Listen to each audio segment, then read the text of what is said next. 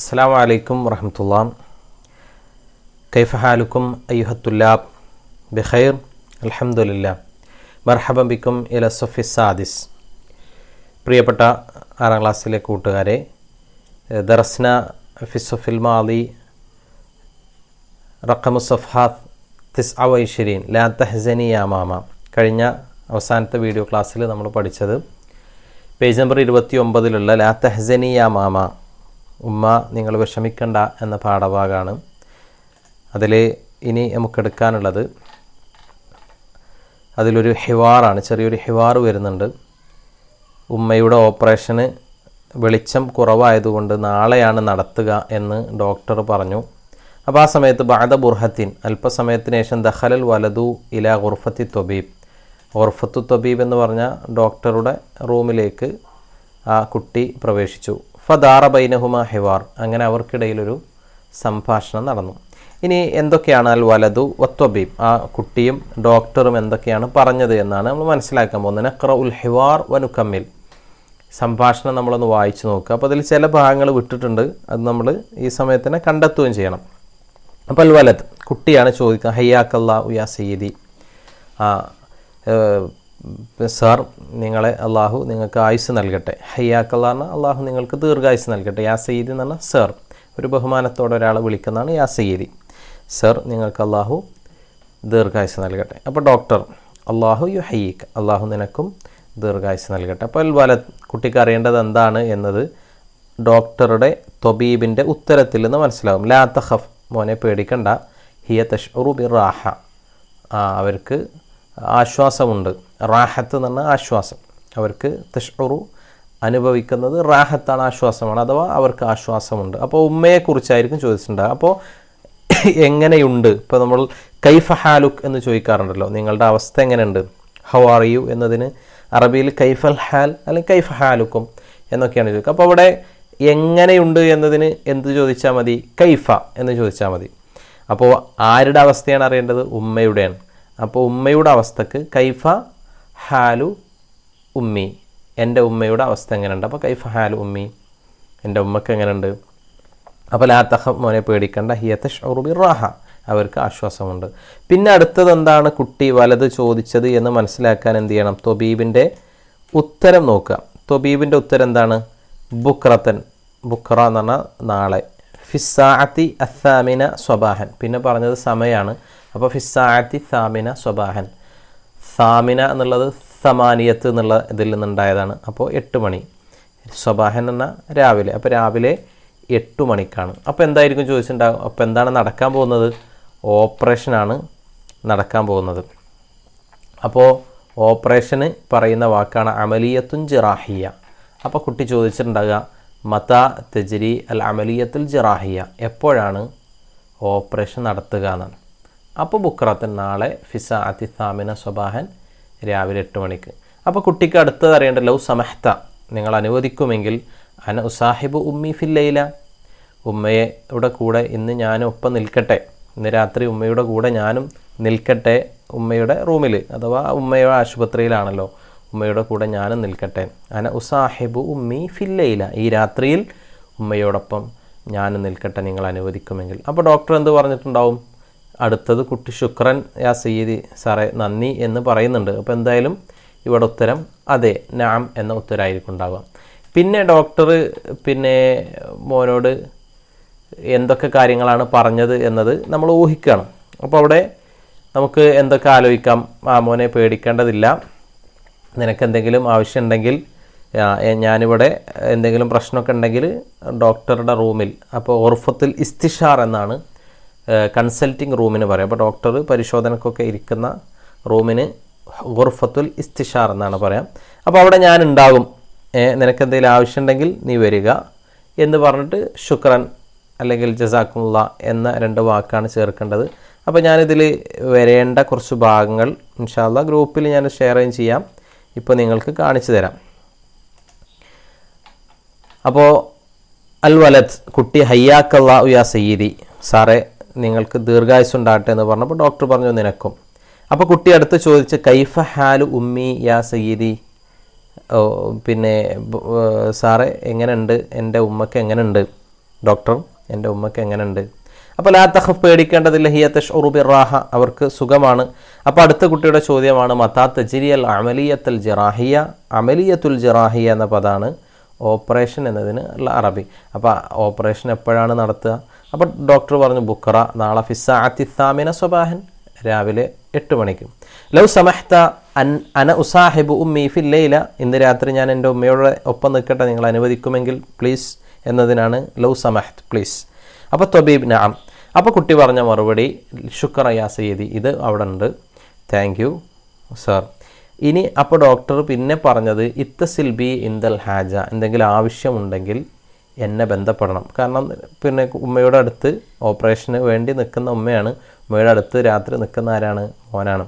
അപ്പോൾ എന്തെങ്കിലും ആവശ്യമുണ്ടെങ്കിൽ ഉടനെ അറിയിക്കണം ആരെ? ഡോക്ടർ. ഇത്തസിൽ ബി ഇന്ദൽ ഹാജ, എന്തെങ്കിലും ആവശ്യമുണ്ടെങ്കിൽ ബന്ധപ്പെടുക. അൽ വലത്, അപ്പോൾ കുട്ടി അതിനെ തൊക്കൂനു, നിങ്ങളെവിടെ ഉണ്ടാവുക?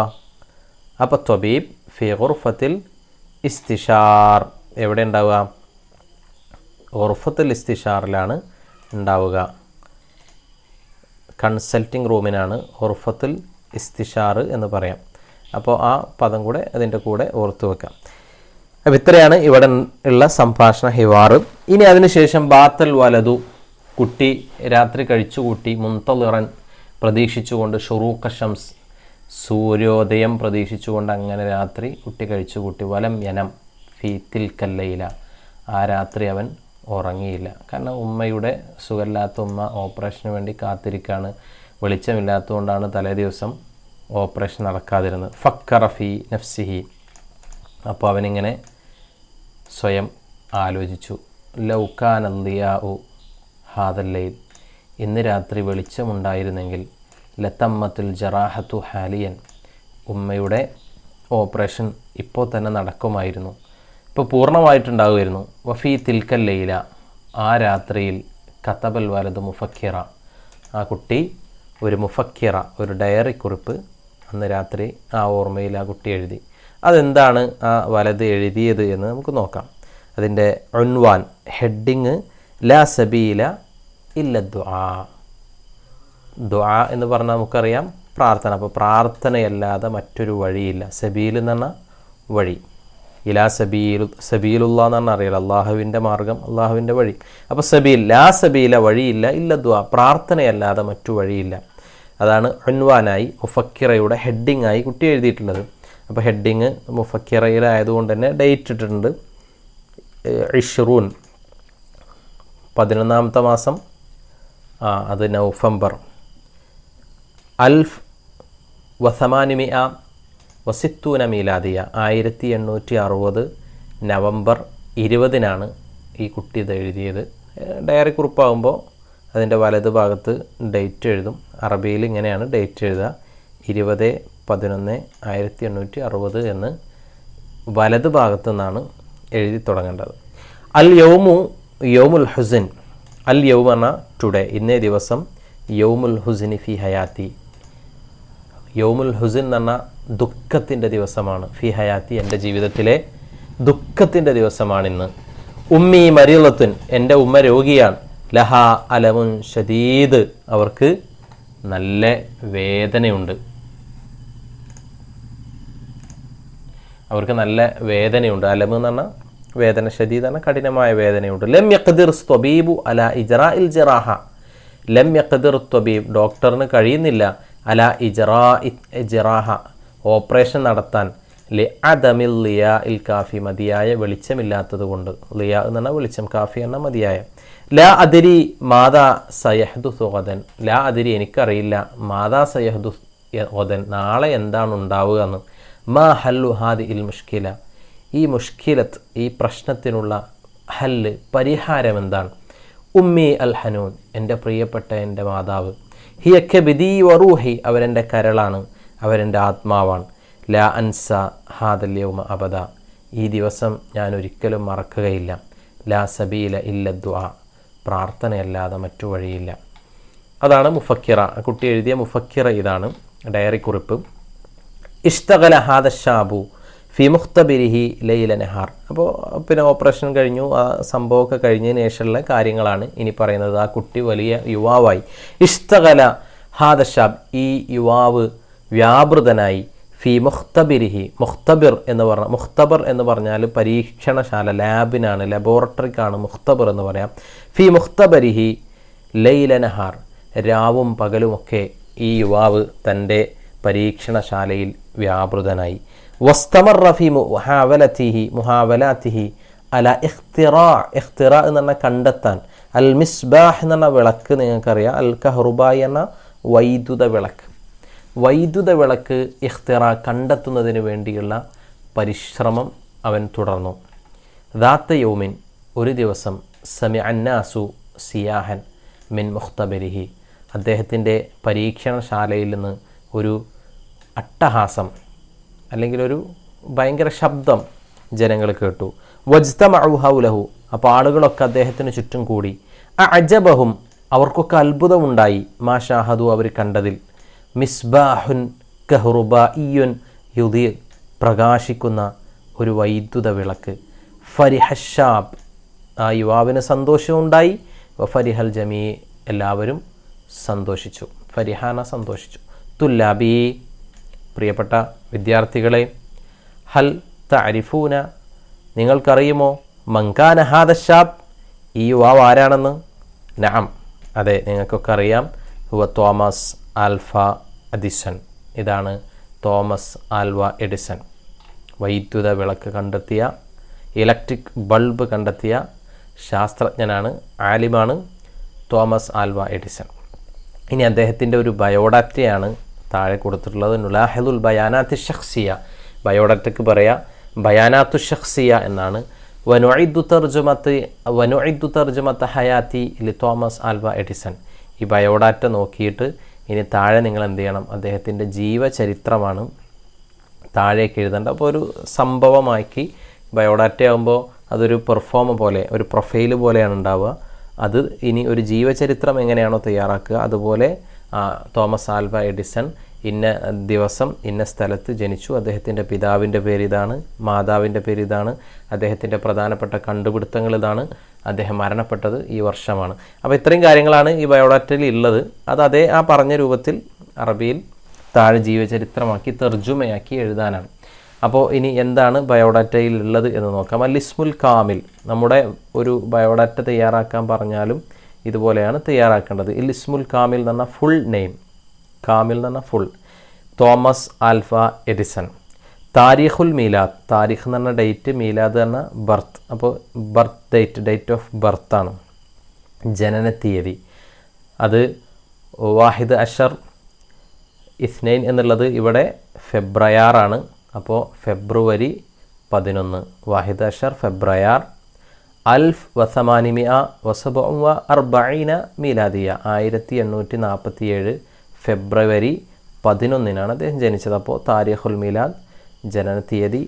മക്കാനുൽ മീലാദ്, അതെന്താണ്? മീലാദ് ബർത്താണ്, മക്കാൻ അപ്പോൾ പ്ലേസാണ്. അപ്പോൾ പ്ലേസ് ഓഫ് ബർത്ത്, ജനിച്ച സ്ഥലം മിലാനാണ്.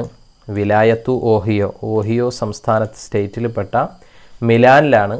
വിലായത്ത് എന്ന സ്റ്റേറ്റ്, ഓഹിയോ സ്റ്റേറ്റിലെ മിലാനിലാണ് അദ്ദേഹം ജനിച്ചത്. അൽ ജിൻസിയ, ഇനി അദ്ദേഹത്തിൻ്റെ നാഷണാലിറ്റി, ഏത് രാജ്യക്കാരനാണ്? അമേരിക്കിയൻ, അമേരിക്കക്കാരനാണ്. ഇസ്മുൽ വാലിദ്, നെയിം ഓഫ് ഫാദർ, പിതാവിൻ്റെ പേര് സുമുയിൽ മാത്യൂസ് ഇല്യൂസ് എന്നാണ്. അൽ ഇസ്മുൽ വാലിദ, നെയിം ഓഫ് മദർ, മാതാവിൻ്റെ പേരെന്താണ്?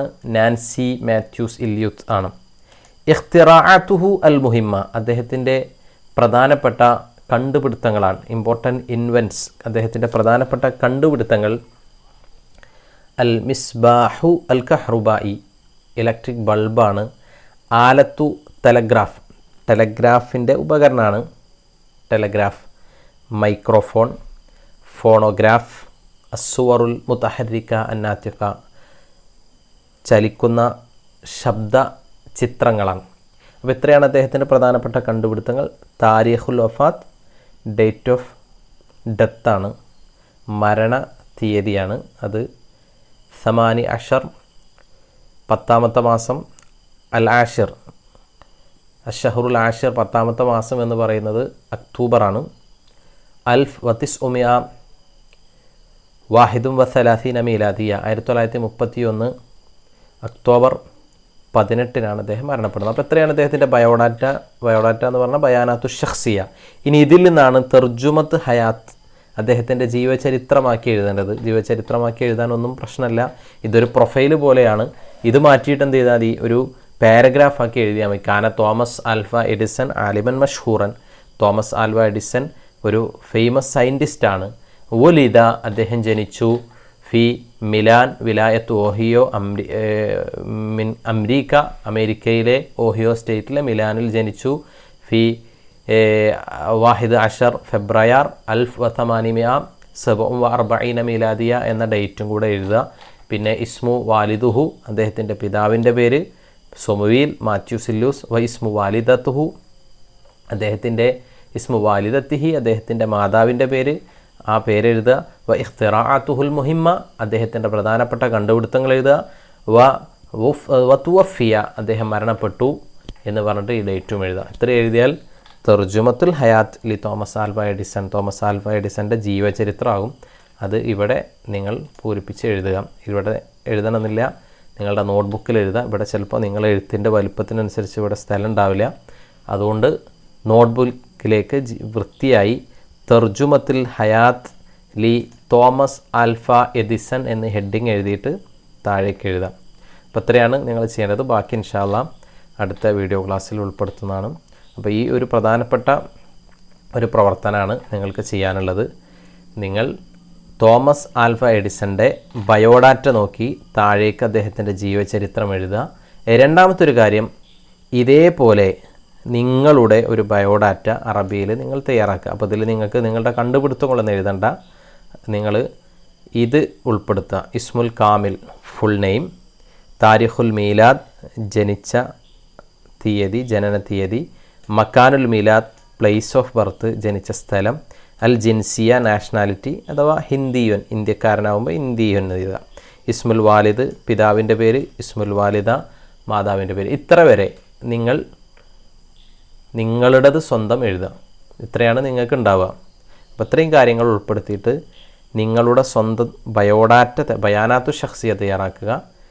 അതേപോലെ പ്രധാനപ്പെട്ട പ്രവർത്തനം തോമസ് ആൽവ എഡിസൻ്റെ ജീവചരിത്രം പാരഗ്രാഫാക്കി താഴേക്ക് ഈ ബയോഡാറ്റ നോക്കി എഴുതുകയും ചെയ്യും. അപ്പോൾ ഇങ്ങനെ 2 കാര്യങ്ങളാണ് ഈ വീഡിയോ ക്ലാസ്സിൽ നിങ്ങൾ പ്രവർത്തനമായിട്ട് ചെയ്യേണ്ടത്.